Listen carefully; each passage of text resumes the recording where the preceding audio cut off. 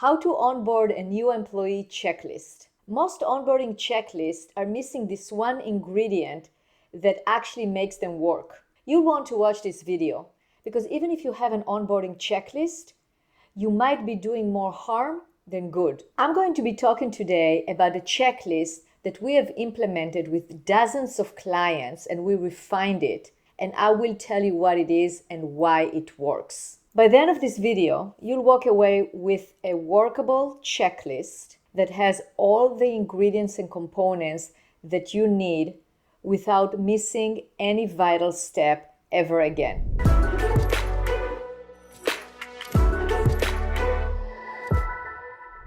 Okay, so let's get started. So what are the key components of an onboarding checklist? The first one is what you do pre the first day, the pre-onboarding.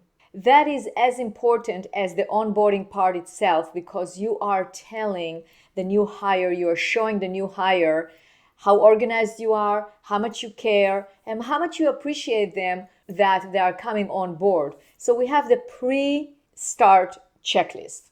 Then we have it divided by weeks. I like to look at the 90-day period as the onboarding period and then divide it into week 1, 2, 3, 4. And after that, it's usually 30 to 60 days and 60 to 90 days. So those are the key groupings or the key sections of the onboarding checklist. Now, in each one of those sections, you need to make sure that you include what they need to study. So that's where you have to have well-documented standard operating procedures and policies so you can actually give it to them.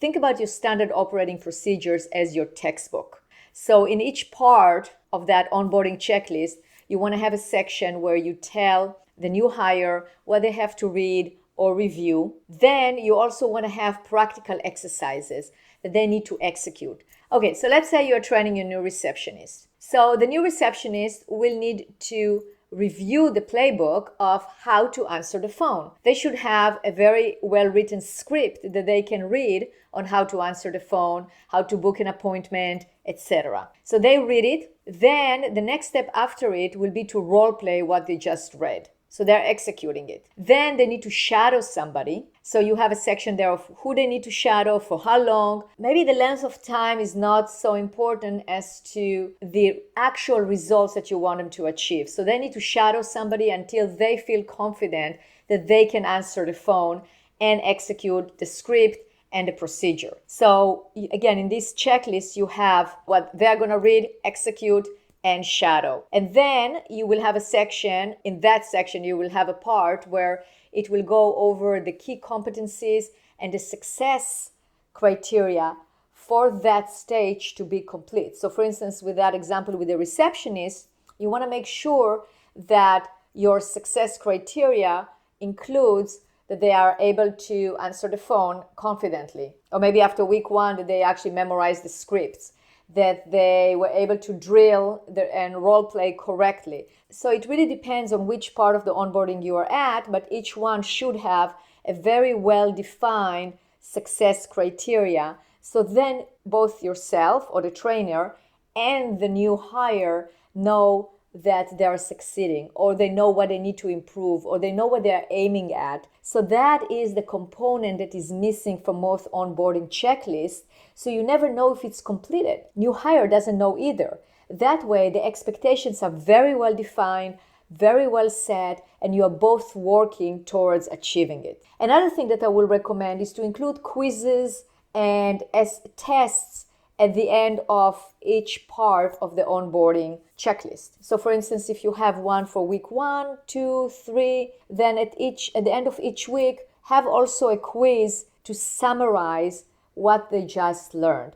And not always a multiple choice quiz. Have open-ended questions. For instance, if in week 1 you are teaching them about your core values, your mission, and a little bit about your culture, ask open-ended questions.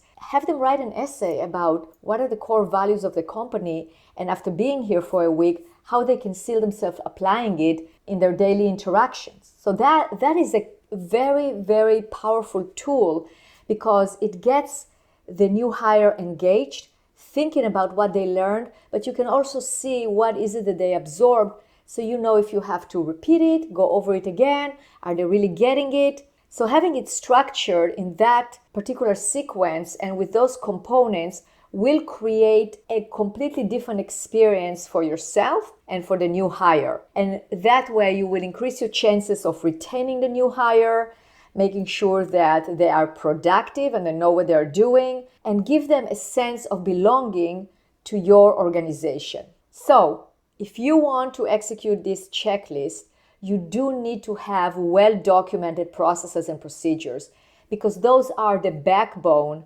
of this training. If you don't have those documented, if you don't have good playbooks, you won't be able to train them in terms of having them read the material and read it over and over again until they actually get it. So that is a key component. So make sure to subscribe to my channel right below and look at my next video where I'm going to explain the key ingredients of well-documented process and how to get there. See you in my next video.